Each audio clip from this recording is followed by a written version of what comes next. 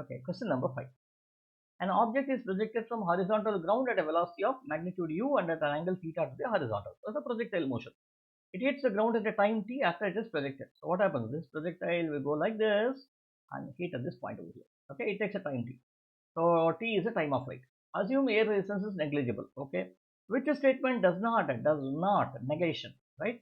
Describe the motion of this object. Now, towards it, let me start the timer. Yeah. Okay, the horizontal component of the object's velocity is constant. Horizontal component of the object's velocity, definitely horizontal component is u cos theta, which is always a constant, and it's constant and that's the value cos theta. Okay, that's right. Then the horizontal distance traveled by the object is t u cos theta into time taken, velocity multiplied by time. This expression is also right. See, what you need to show? You need to show what is incorrect. So this was right. So this is not the right answer.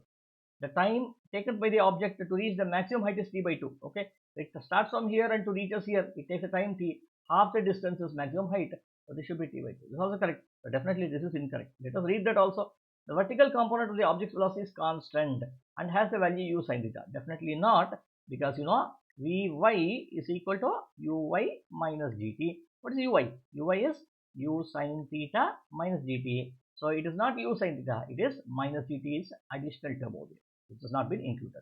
So therefore, this is the incorrect answer. Okay, we'll move on to the next one.